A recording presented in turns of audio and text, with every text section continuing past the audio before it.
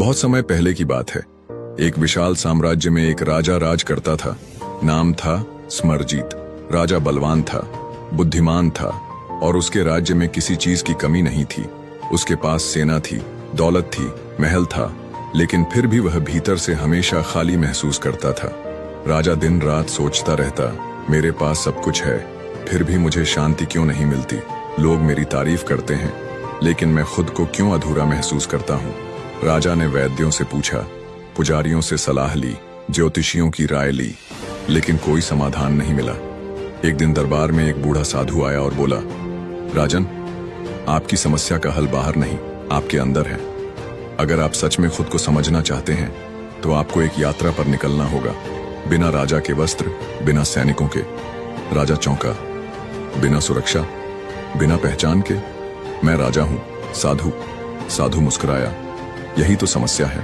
आप समझते हैं कि आप राजा हैं, लेकिन क्या आपने कभी यह सोचा कि अगर आपके पास ताज ना हो, सैनिक ना हो, पहचान ना हो, तब भी क्या आप वही व्यक्ति रहेंगे? ये बात राजा के दिल को छू गई। अगले दिन सुबह राजा ने अपने वस्त्र बदल दिए। अब वह साधारण वेशभूषा में एक सामान्य व्यक्ति की तरह था। किसी को बिना बताए वह महल छोड़कर एक लंबी यात्रा पर निकल पड़ा, केवल खुद को जानने के लिए। पहला गांव आया। लोगों ने उसे साधारण यात्री समझा। उसने वहां एक हलवाई की दुकान पर काम मांगा। हलवाई ने कहा, काम करोगे तो खाना मिलेगा। राजा ने कभी जीवन में काम नहीं किया था, लेकिन भूख सिखा देती है। उसने बर्तन धोए, चूल्हा जलाया और पहली बार अपने हाथों से मेहनत की। शाम को जब उसे 2 रोटी और 1 प्याज मिला तो उसने आंखें बंद की और सोचा, आज पहली बार किसी चीज का स्वाद महसूस हुआ है। राजा आगे बढ़ा। दूसरे गांव में उसने देखा, एक बूढ़ा किसान बीमार था और खेत में अकेला था। राजा ने 2 दिन तक उसके लिए खेत में काम किया। तीसरे दिन किसान की बेटी ने उसे धन्यवाद देते हुए कहा, भैया, आपने परोपकार करके हमारे परिवार को सहारा दिया। राजा की आंखों में आंसू थे।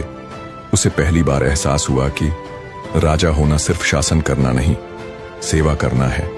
अगले कई महीनों तक राजा ने अलग अलग गांवों में जाकर काम किया। किसी के घर में पानी भरा, किसी की गायों को चारा डाला, किसी के बच्चों को पढ़ाया। धीरे धीरे उसके अंदर का घमंड, उसकी झूठी पहचान, सब कुछ मिटता गया। फिर एक दिन एक गांव में अकाल पड़ गया। पानी नहीं था, लोग परेशान थे। राजा ने गांव वालों को इकट्ठा किया और एक योजना बनाई।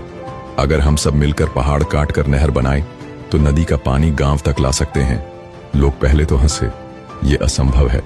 लेकिन राजा ने कहा, अगर तुम खुद को कमजोर मानोगे तो कुछ नहीं बदलेगा, लेकिन अगर एक बार कोशिश करोगे तो चमत्कार जरूर होगा।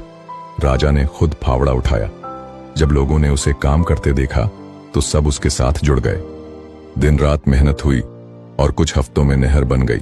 नदी का पानी गांव तक पहुंचा और गांव फिर से हरा भरा हो गया। इस घटना ने राजा को वो आत्मसंतोष दिया जो महल में कभी नहीं मिला था। 1 साल बीत चुका था। अब राजा वापस महल लौटा। दरबारियों ने उसे पहचान लिया, सब उसके आगे झुक गए। लेकिन राजा अब बदल चुका था।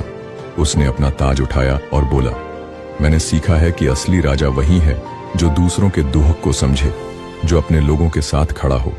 राजा वो नहीं जो सिंहासन पर बैठे, राजा वो है जो लोगों के दिल में राज करे। उस दिन से समरजीत एक नया राजा बन गया और उसका राज्य भी। सीख, जब तक हम अपनी पहचान पद, पैसा या ताज से जोड़ते हैं, हम खोखले रहते हैं।